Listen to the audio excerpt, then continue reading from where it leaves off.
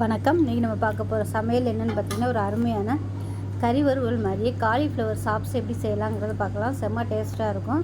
சாம்பார் சாதம், ரசம் சாதம், சப்பாத்தி எல்லாத்துக்குமே தொட்டு சாப்பிட்றதுக்கு அருமையாக இருக்கும். ஸோ வாங்க இந்த அருமையான காலிஃப்ளவர் கறி வறுவல் எப்படி செய்யலாங்கிறத பார்க்கலாம். ஒரு பேன் எடுத்துக்கலாம். அதில் கொஞ்சமாக எண்ணெய் விட்டுக்கலாம். காலிஃப்ளவர் வறுத்து எடுக்க போகிறோம். அதுக்கு தேவையான அளவுக்கு எண்ணெய் விட்டுக்கலாம். இந்த சைடு பார்த்திங்கன்னா காலிஃப்ளவர் சுடுதண்ணியில் போட்டு வேக விட்டு எடுத்து வச்சுருக்கேன். மஞ்சத்தூள் உப்பு போட்டு இதை இப்போ எண்ணெயில் சேர்த்து நம்ம வறுத்து எடுத்துக்கலாம். தண்ணியெல்லாம் நல்லா வடிய விட்டுட்டு எண்ணெயில் சேர்த்துக்கோங்க, இல்லைன்னா தெரிக்கும். இப்போ பாருங்கள், காலிஃப்ளவர் நல்லா ரோஸ்ட் ஆகி வந்துருச்சு. இது எடுத்துடலாம். இப்போ அதே கடாயில் இன்னும் கொஞ்சம் எண்ணெய் விட்டுக்கலாம். எண்ணெய் நிறைய இருந்துச்சுன்னா விட்டுருங்க, பத்தாமல் இருந்துச்சுன்னா சேர்த்துக்கலாம். எண்ணெய் நல்லா சூடாகிடுச்சு. தாளிக்கிற ஐட்டம் எல்லாம் சேர்த்துக்கலாம். பட்டை, கிராம்பு, ஏலக்காய், கல்பாசி, அன்னாச்சிப்பூ எல்லாம் சேர்த்துக்கலாம். இது கூட கருவேப்பிலையில் கொஞ்சமாக சேர்த்துக்கலாம். 1 டீஸ்பூன் சோம்பு, 1 டீஸ்பூன் சீரகம் சேர்த்துக்கலாம். இது கூடவே 10 சின்ன வெங்காயம் மிக்சியில் போட்டு அரைச்சி வச்சுருக்கேன், அதை சேர்த்துக்கலாம். இது கூடவே 1/4 டீஸ்பூன் இஞ்சி பூண்டு பேஸ்ட் சேர்த்து நல்லா பச்சை வாசனை போக வதக்கி விட்டுக்கலாம். இது கூடவே ஒரு பச்சை மிளகாயை உடைச்சிட்டு சேர்த்துக்கலாம். இப்போ கலர் நல்லா மாறிடுச்சு. இந்த ஸ்டேஜில் பொடியெல்லாம் சேர்த்துக்கலாம். இது நான் கறி குழம்புக்குன்னு அரைச்சி வச்சுருந்தது. இதில் தனியாத்தூள், சீரகத்தூள், சோம்புத்தூள், மஞ்சத்தூள் இது 3 கலந்து அரைச்சி வச்சுருக்கேன். இப்போ அதை சேர்த்துக்கலாம். இது இல்லைன்னா நீங்கள் கொஞ்சம் கொஞ்சம் தனித்தனியாக சேர்த்துக்கோங்க. மிளகாத்தூள் 1 டேபிள் ஸ்பூன் சேர்த்துக்கலாம். இது எல்லாத்தையும் நல்லா வதக்கிக்கலாம். இது கூடவே கொஞ்சமாக மட்டன் மசாலா தூள் சேர்த்துக்கலாம். இதுக்கு பதிலாக நீங்கள் கரம் மசாலா சேர்க்கறதுனாலும் சேர்த்துக்கலாம். இது நல்லா பரட்டி விட்டுட்டு ஒரு 2 தக்காளி, மீடியம் சைஸாக 2 தக்காளி மிக்சியில் அடித்து வச்சுருக்கேன், இதை சேர்த்துக்கலாம்.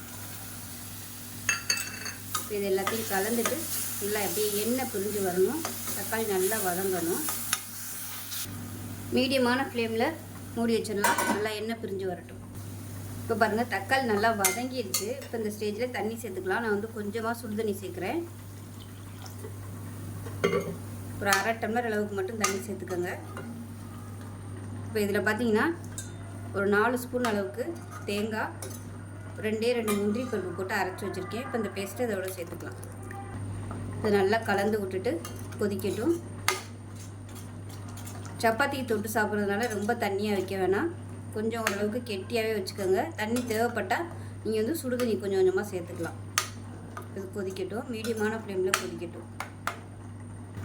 இப்போ இதில் உப்பு சேர்த்துக்கலாம். இப்போ இதை மூடி வச்சிடலாம். இப்போ பாருங்கள், கிரேவி சூப்பராக வந்துருச்சு. இந்த ஸ்டேஜில் வறுத்து வச்சுருக்கிற காலிஃப்ளவர் சேர்த்துக்கலாம். நான் கொஞ்சம் பெரிய பீஸாகவே போட்டிருக்கேன். உங்களுக்கு விருப்பம்னா நீங்கள் சின்ன பீஸாக கூட கட் பண்ணிவிட்டு போட்டுக்கலாம். அவ்வளோதான். இப்போ இது நல்லா அப்படியே பரட்டி விட்டுக்கலாம்.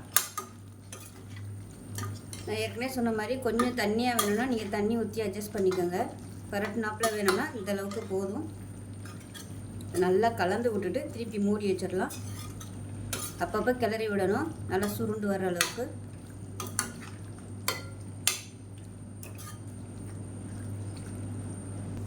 இப்போ எப்படி இருக்குன்னு பார்க்கலாம். நல்லா சுருண்டு சூப்பராக வந்துருச்சு. இன்னும் நீங்கள் நல்லா சுருளை வதக்குறதுனாலும் வதக்கிக்கலாம். நான் இந்த ஸ்டேஜ்லேயே அமர்த்துறேன். மேலாப்பில் கொத்தமல்லியில் மட்டும் சேர்த்துக்கலாம். அவ்வளோதான், அருமையான காலிஃப்ளவர் கறி வறுவல் ரெடி ஆயிடுச்சு. சாம்பார் சாதம், ரசம் சாதம், சப்பாத்தியோடு தொட்டு சாப்பிட்றதுக்கு சூப்பராக இருக்கும். செஞ்சு பாருங்கள். செஞ்சு பார்த்துட்டு எப்படி இருந்துச்சுங்கிறத சொல்லுங்கள். வீடியோ பிடிச்சுன்னா லைக் பண்ணுங்கள், கமெண்ட் பண்ணுங்கள், சேனலை சப்ஸ்கிரைப் பண்ணுங்கள், பக்கத்தில் உள்ள பெல் பட்டனையும் ப்ரெஸ் பண்ணுங்கள். நன்றி.